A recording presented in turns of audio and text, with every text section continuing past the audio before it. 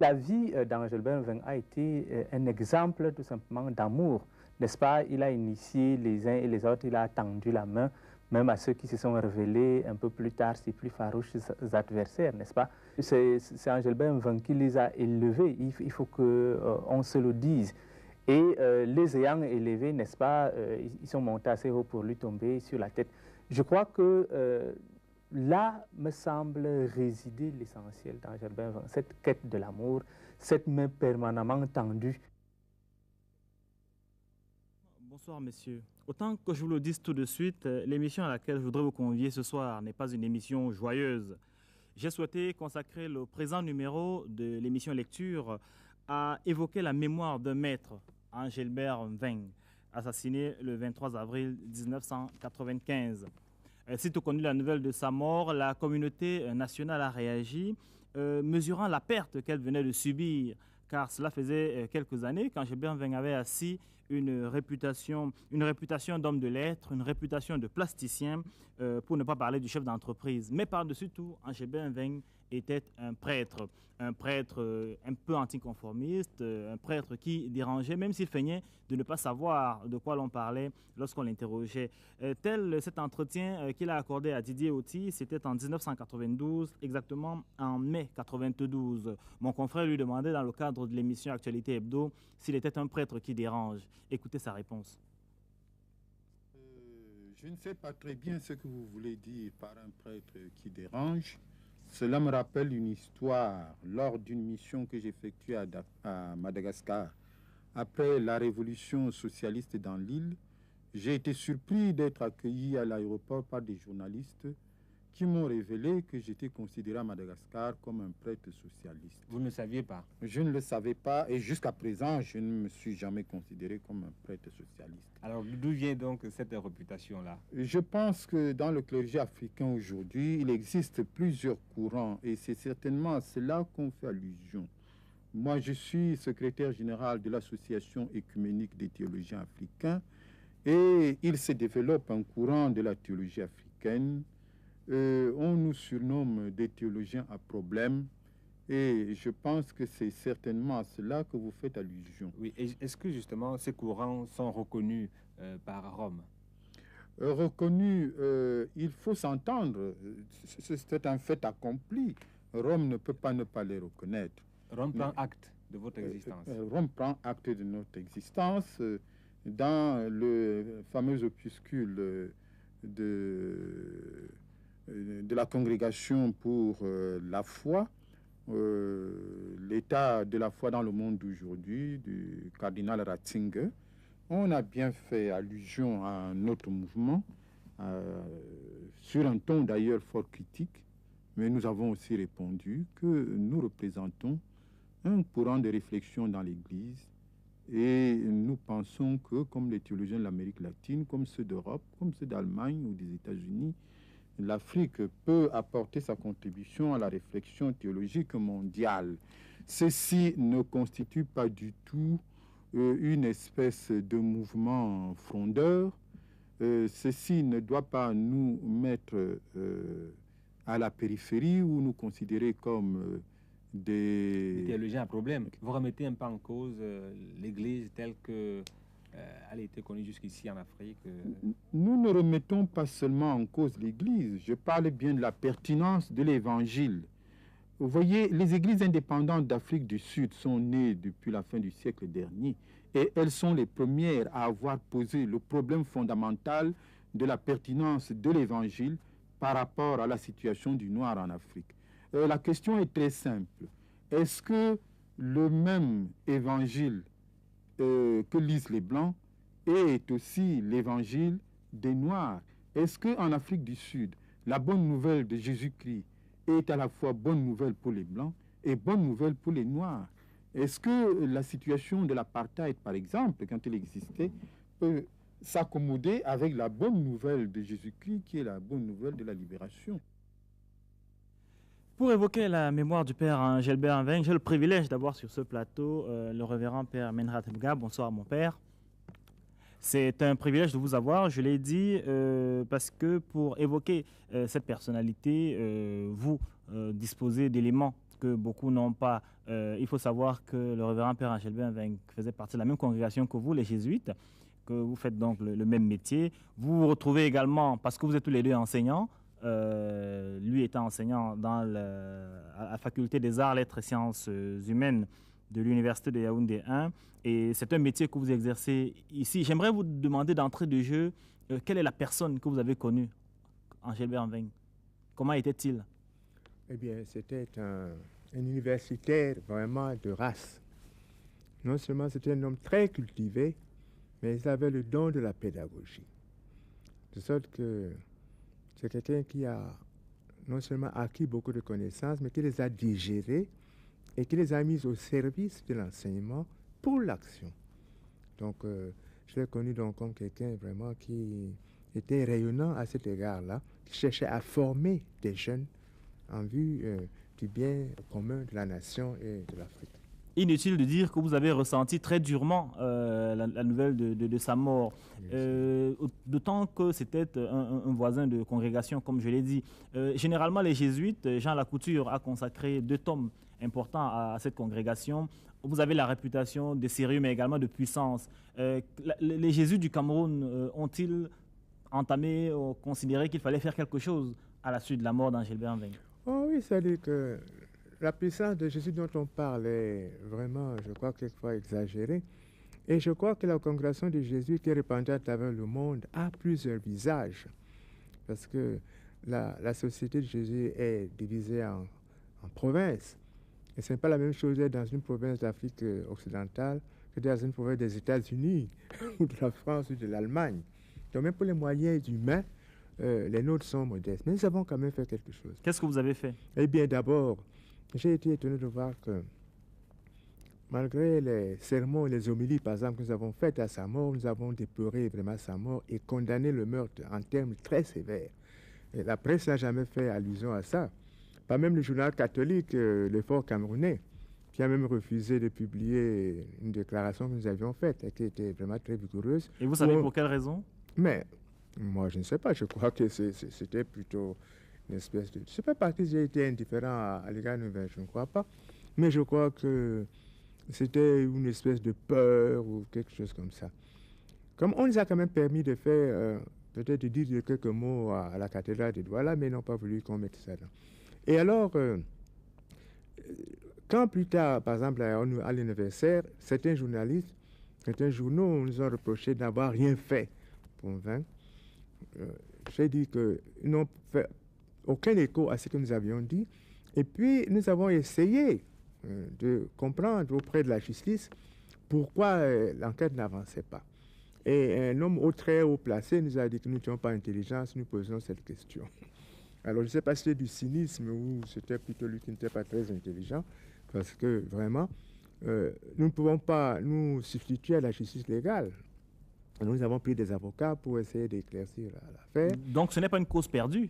Ce n'est pas une cause perdue, nous ne croyons pas, parce que nous croyons quand même qu'il faut faire justice. Et il faut persévérer dans la recherche. Comme quelqu'un disait dans ce pays, un grand homme disait que la vérité finit toujours par triompher. Et moi, je crois que la vérité triomphera. Angel Benveng a eu comme dernière action, on dirait le chant du cygne, l'organisation d'un colloque sur Moïse l'Africain avec des théologiens de part et d'autre.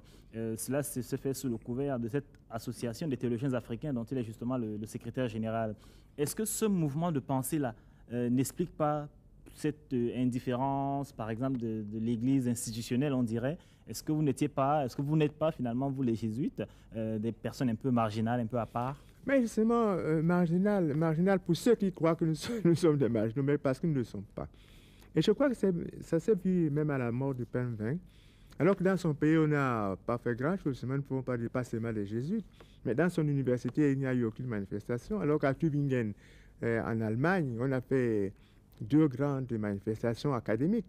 Et qu'au Zaïre, on a créé un institut Angel Benveng, et qu'à Paris, il y a, le 23 avril dernier, il y a eu un colloque à l'Université catholique de Paris. Et que le président Senghor s'est manifesté Oui, le président Senghor nous a téléphoné au moins 3 fois. Il a dit que si on faisait quelque chose au Cameroun, il viendrait en personne.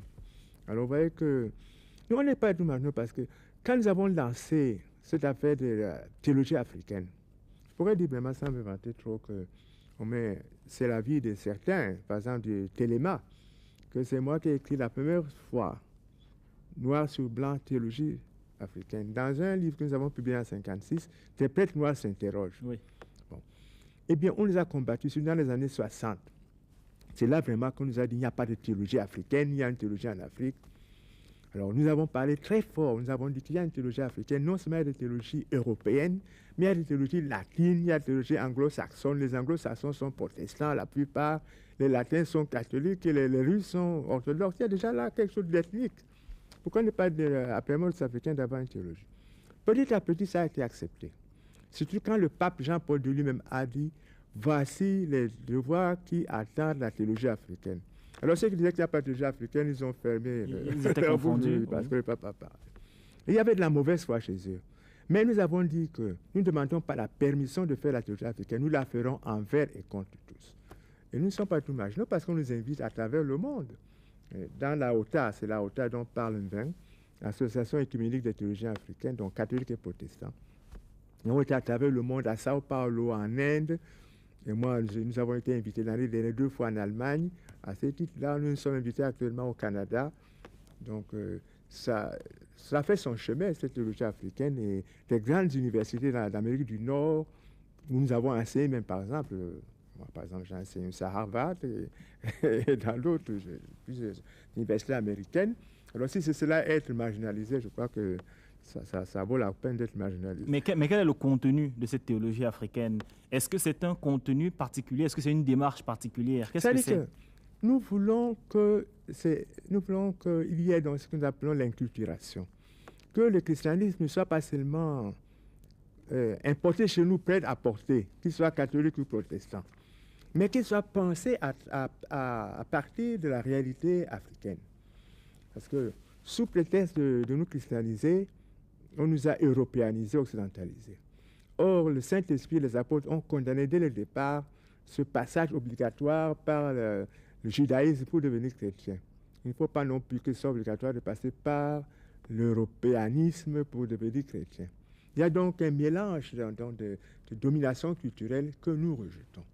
Et évidemment, c'est un combat très long parce qu'il y a beaucoup de gens de notre côté, c'est-à-dire des Africains, surtout parmi les gens de la hiérarchie, qui n'ont pas encore compris ça, qui sont complexés. Mais il y en a...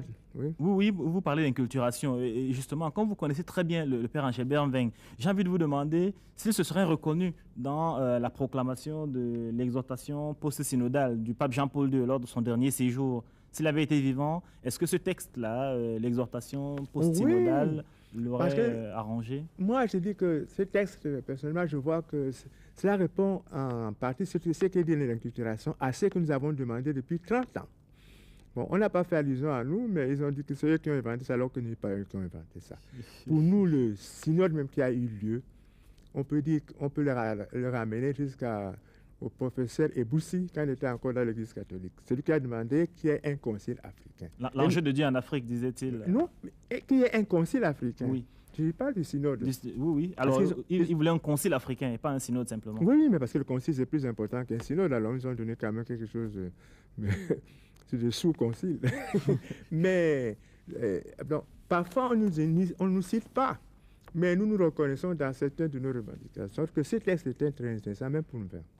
Vous me permettez donc de mentionner cette revue qui s'appelle Le Paraclet, dont vous êtes le directeur de publication. Le numéro 25 qui vient de paraître a sous votre signature l'inculturation dans l'exhortation post-synodale de Jean-Paul II, où vous situez le document dans son contexte et où vous mettez en évidence la valeur, n'est-ce pas, de l'exhortation en matière d'inculturation. En fait, vous dites que c'est une question urgente et nécessaire. J'aimerais savoir si le chrétien de la base, perçoit la différence de votre message à vous par rapport au message des églises occidentales. Oui, parce qu'en tout cas, nous cherchons à nous mettre au niveau du chrétien ordinaire.